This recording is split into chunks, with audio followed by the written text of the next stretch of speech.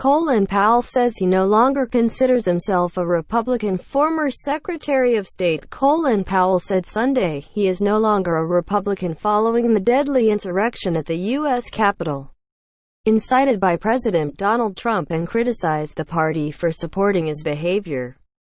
"They did, and that's why I can no longer call myself a fellow Republican.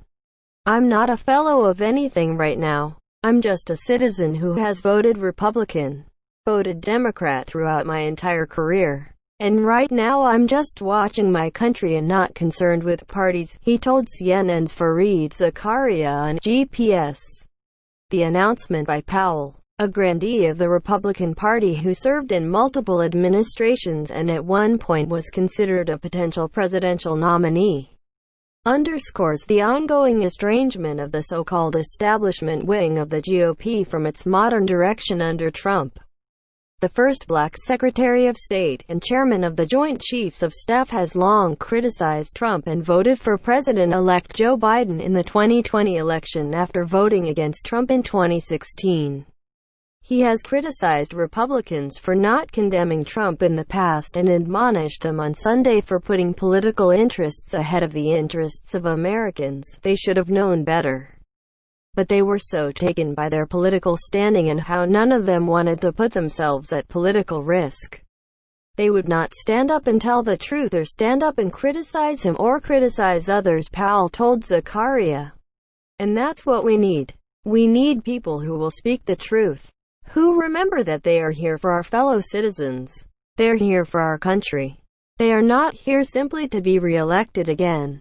As House Democrats move toward an impeachment resolution unless Vice President Mike Pence acts to invoke the 25th Amendment to remove Trump from power.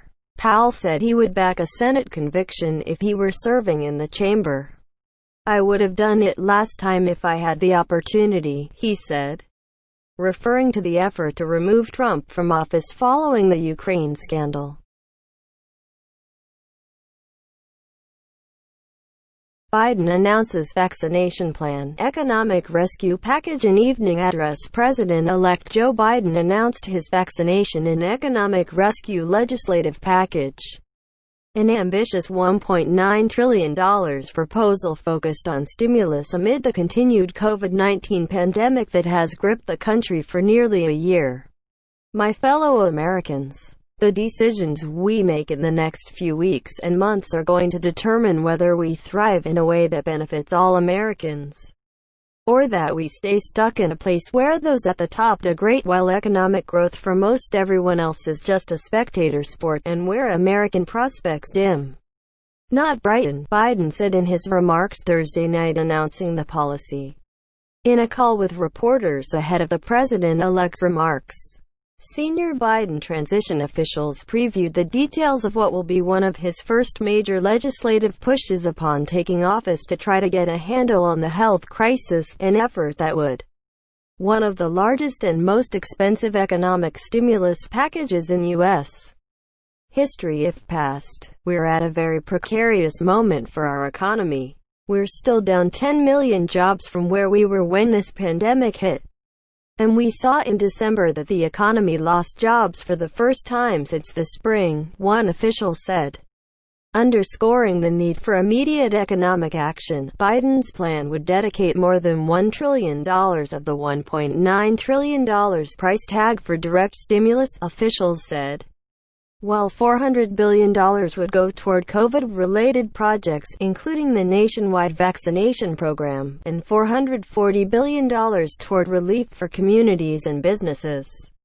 More impeachment vote sets up challenge for Biden and new Senate. The note the plan includes direct payments of up to $1,400 to families in need. That, when combined with the recent $600 stimulus payment, would deliver on Biden's pledge to pass $2,000 of direct payments, along with a $400 weekly unemployment insurance benefit through September and a child tax credit, as part of the $400 billion in funding for COVID-related projects. Biden's plan would allocate $170 billion to reopening the majority of K-8 schools within the first 100 days of his administration. including $50 billion to increasing testing procedures at schools. Biden also plans to devote $20 billion to create a national vaccination program and stand up community vaccination centers across the country to address lagging numbers of vaccinations currently being administered.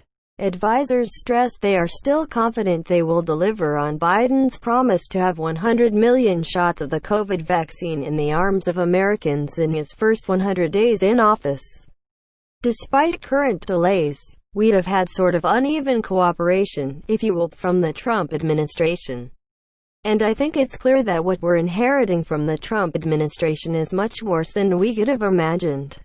There's no existing infrastructure for vaccinations, one official said. This is a whole-of-government effort, and we'll start by making sure that we get 100 million shots done in the first 100 days, the official added. More Trump-Biden transition live updates. Trump defense team uncertain ahead of trial. Biden's policy also includes calls for larger economic proposals that the president-elect previously threw his support behind during his campaign, including increasing the minimum wage to $15, a policy likely to face pushback from some Republicans. People tell me that's going to be hard to pass. Florida just passed it. As divided as that state is, they just passed it. The rest of the country is ready to move as well. There should be a national minimum wage of $15 an hour, Biden said. Advisors said Biden hopes Congress will move quickly on the proposal to address the continued public health crisis and that Republicans will work with him to pass ambitious legislation. Congressional Democratic leaders commended Biden's emergency relief proposal. It shows that Democrats will finally have a partner at the White House that understands the need to take swift action to address the needs of struggling communities, House Speaker Nancy Pelosi and Senate Minority Leader Chuck Schumer said in a statement. We will get right to work to turn President-elect Biden's vision into legislation that will pass both chambers and be signed into law, the statement continued. But following the historic second impeachment of President Donald Trump, Biden's team will face the added challenge of a Senate impeachment trial delaying progress, a challenge they did not address on the call.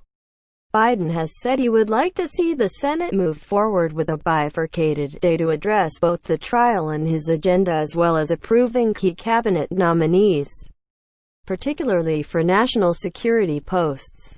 The transition did not include a timeline for the legislation in the call or outline any spending offsets for the nearly $2 trillion package.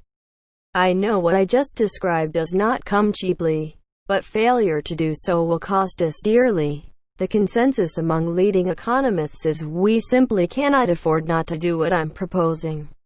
Independent, respected institutions from around the world, from the Federal Reserve to the International Monetary Fund, have underscored the urgency. Even Wall Street firms have reinforced the logic, said Biden, defending the hefty price tag. In addition to the rescue policy Biden will outline, he also plans to introduce a second policy to help the country recover by focusing on job creation, combating climate change and racial inequality issues. His campaign's Build Back Better policy sought to address. Biden said the policy would be introduced next month. During his first joint session of Congress, Biden acknowledged that the pandemic will take time to recover from, but sought to reassure the country in his remarks as he prepares to take the oath of office next week. Come Wednesday, we begin a new chapter. The Vice President-elect and I will do our best to meet all the expectations you have for the country and the expectations we have for it. I'm confident. I am truly confident. Together we can get this done and come out better off than when we went into this crisis, Biden concluded. Oldest quasar and supermassive black hole discovered in the distant universe. The most distant quasar and the earliest known supermassive black hole have been discovered, shedding light on how massive galaxies formed in the early universe. This discovery was revealed Tuesday at the 237th meeting of the American Astronomical Society, happening virtually due to the pandemic. The study has been accepted for publication in the astrophysical journal Letters. A quasar, or quasi-stellar object, is the compact region at the center of a galaxy that throws off enormous energy. They emit so much energy that quasars appear like stars through a telescope. Astronomers believe that the supermassive black holes at the centers of galaxies actually power quasars, acting like an engine. When gas falls into quasars at the centers of galaxies, they form disks of gas and dust that emit electromagnetic energy. This creates a brightness greater than entire galaxies. Jets shoot out of the quasar, pulsing with X-rays, and they are some of the hottest things in the entire universe. The jets blow gas and dust, which are essential to form stars, out of the galaxy. When a quasar forms, it signals the end of a galaxy's star-forming days. This quasar is 1,000 times more luminous than our Milky Way galaxy, and it's powered by the earliest known supermassive black hole. The light from this quasar took more than 13 billion years to reach Earth, and astronomers were able to observe it as the quasar appeared just 670 million years after the Big Bang. Its black hole engine weighs more than 1.6 billion times the mass of our Sun, making it twice as massive as that of the previous record holder. This is the earliest evidence of how a supermassive black hole is affecting the galaxy around it, said Fij Wang, lead study author and NASA Hubble Fellow at the University of Arizona, in a statement. From observations of less distant galaxies we know that this has to happen. But we have never seen it happening so early in the universe. The quasar has been dubbed J03131806 by the astronomers who discovered it. The most distant quasars are crucial for understanding how the earliest black holes formed and for understanding cosmic reionization, the last major phase transition of our universe, said Xiaohui Fan, study co-author and Regents Professor of Astronomy at the University of Arizona, in a statement. To picture the brightness of this highly energetic object, imagine our Sun, but 10 trillion times more luminous. Astronomers were surprised to discover this quasar was fully formed in such a short time, astronomically speaking, after the Big Bang. The presence of the massive black hole that powers it at this early point in the universe's timeline also challenges how astronomers understand black hole formation. For example, how did this black hole have time to form? Black holes created by the very first massive stars could not have grown this large in only a few 100 million years, Wang said. Typically, such massive black holes form when giant stars explode and collapse, forming black holes that grow in size. They can also form when a dense cluster of stars collapses. Both of these take time. This tells you that no matter what you do, the seed of this black hole must have formed by a different mechanism, Fan said. In this case, it's a mechanism that involves vast quantities of primordial, cold hydrogen gas directly collapsing into a seed black hole. The brightness of the quasar indicates that the black hole is gobbling up about 25 stars like our Sun each year, which powers an outflow of gas moving at 20% the speed of light. This loss of gas typically halts the birth of stars in a galaxy because that gas is a necessary ingredient in star formation.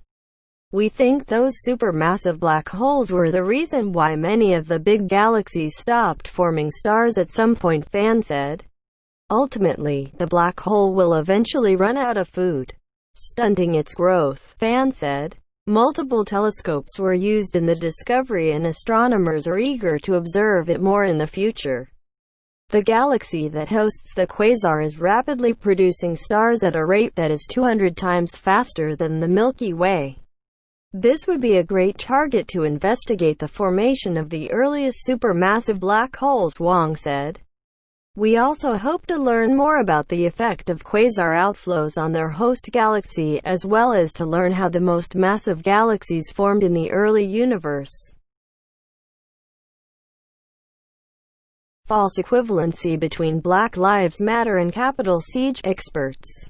Advocates' fiery exchanges took place when House lawmakers convened Wednesday to impeach President Donald Trump for a historic second time, just 1 week after a mob of his supporters attacked the Capitol grounds. as Democrats railed against the insurrectionists. Some Republicans repeatedly drew comparisons between last summer's Black Lives Matter protests and the Capitol siege of January 6. More. A visual timeline on how the attack on Capitol Hill unfolded. Comparisons between Black Lives Matter and what happened on Capitol Hill are false equivalencies, said several experts and advocates who spoke with ABC News. They lit actual flames. During Wednesday's hearing, several Congress members made impassioned cases for and against impeaching President Trump. During these speeches, some lawmakers denounced what they called the white supremacy among the Capitol rioters, while others accused Democrats of hypocrisy by supporting Black Lives Matter protests but condemning Trump supporters. More. House poised to impeach Trump for a second time if we fail to remove the white supremacist president who incited a white supremacist insurrection. It's communities like Missouri's 1st District that suffer the most, said Representative Cori Bush of Missouri during her speech in support of impeachment. The 117th Congress must understand that we have a mandate to legislate in defense of Black lives. The first step in that process is to root out white supremacy, starting with impeaching the white supremacist-in-chief. Rep. Bush made history as the first Black congresswoman to be elected in the state.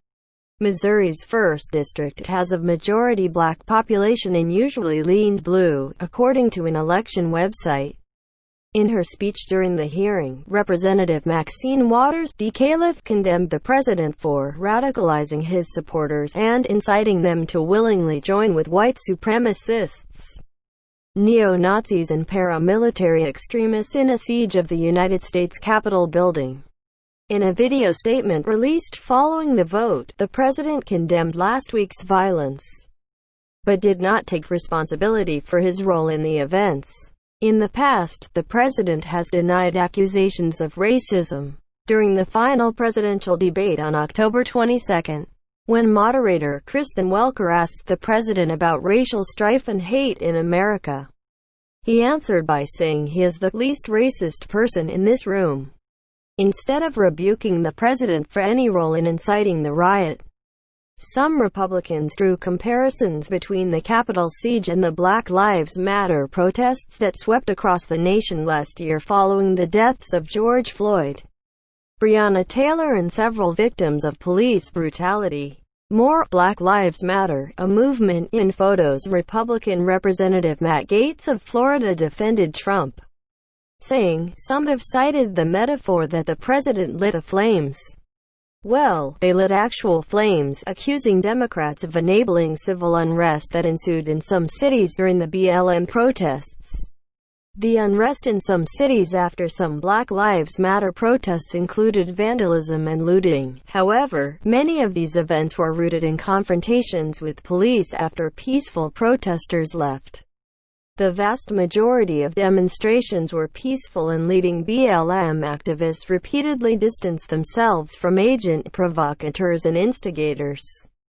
BLM and the failed Capitol insurrection cannot be compared, according to Cynthia Miller-Idris, professor of education and sociology at American University and author of Hate in the Homeland: The New Global Far Right. "I don't see a parallel between the two," said Miller-Idris. "I think making a connection that there was actually incitement of violence or that there's any equivalence in the violence itself is just absurd. What happened at the Capitol? You can't call that a protest anymore," said Miller-Idris. "That was a riot, it was sedition, it was an insurrection. A siege, it was a domestic terrorist attack." Stark differences have been pointed out between the protests for racial justice and the riots stoked by unfounded claims of a stolen presidential election. Two sets of rules.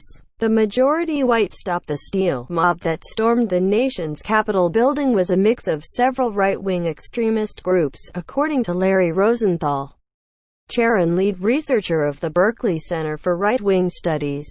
Some were members of far-right armed militias. Others were right-wing populists, whom he described as rally-goers who are fanatical about Donald Trump and his presidency.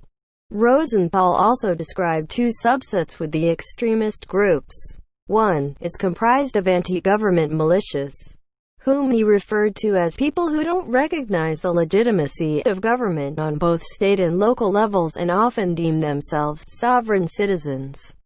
The other includes white nationalists. Those, he said, are electrified and mobilized, going on the streets to stand up to Black Lives Matter in the fantasy of Antifa. Donald Trump asserts his role as the leader of the right-wing militias, said Rosenthal. Those people who call themselves patriots, they have lived with the idea of a spark that would lead to the Civil War. It's been in their largely fantasy world for 4 decades. And suddenly, there is this summons from the President of the United States. There was a stark difference in the makeup of the Black Lives Matter protests and the Capitol riots. According to Professor Mark Anthony Neal, chair of the Department of African and African American Studies at Duke University, Neal described the Black Lives Matter protests last year as a multiracial social justice movement, much like the civil rights movement in the 1960s. Many people of color, black folks, are killed doing mundane things, just literally sleeping in their home, walking down the block, Neal told ABC News. What Black Lives Matter was trying to bring to the forefront was the ways in which black and people of color are always over-policed. Non-violent protesters during the summer faced brute force from federal officers, but rioters were met with minimal federal response. Rioters acted with an extraordinary sense of impunity, said Rosenthal. Like nothing was going to happen to them. Federal authorities launched an active investigation into the attack on the Capitol, and there are over 275 open investigations. Acting U.S. Attorney Michael Sherwin told reporters on a conference call Friday. As of 8 a.m. Friday morning, the Department of Justice opened 98 criminal cases, a majority of which are federal felony cases. Sherwin said. Mark Morial, president and CEO of the National Urban League, said the double standard in policing is a long-standing issue of both covert and overt racism and how law enforcement reacts to protest. When black people are protesting, there's an over-militarization of communities. It was as though 2 sets of rules apply, Morial said. One set for these pro-Trump protesters and another set for not just Black Lives Matter but also civil rights protests. Motivation behind the movement's rioters that led the insurrection on the Capitol were a mix of far-right extremists and self-proclaimed patriots who believed they were called to defend democracy. According to Miller Idris, she described how some were intentional in their planning and arrived tactically prepared to storm the Capitol, carrying weapons, cuffs and mace. These far-right extremist groups were united by a commitment to a tremendous set of disinformation about the election, citing unfounded claims of massive voter fraud and an illegitimate election. Miller Idris said, President-elect Joe Biden won the election by more than 70 electoral votes. His victory was certified when Congress convened to ratify the Electoral College vote on January 6. However, weeks after the election, Trump continuously pushed false claims and baseless theories of a rigged election, leading some to argue that it incited his followers and contributed to the siege of the Capitol. The rioters also displayed symbols of white supremacist extremism, including a noose stationed across the Capitol which, according to Miller Idris, symbolizes the horrific history of lynching, but also refers to a white supremacy code that signals day of reckoning when traitors will be hung in the streets.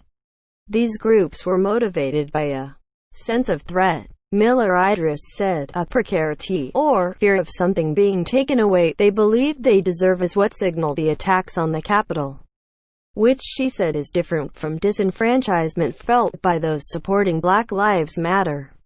More. The symbols of hate and far-right extremism on display in pro-Trump Capitol siege. The Black Lives Matter movement was founded in 2013 after the verdict in the murder trial for the killing of Trayvon Martin, a black teenager who was killed while walking home in Florida.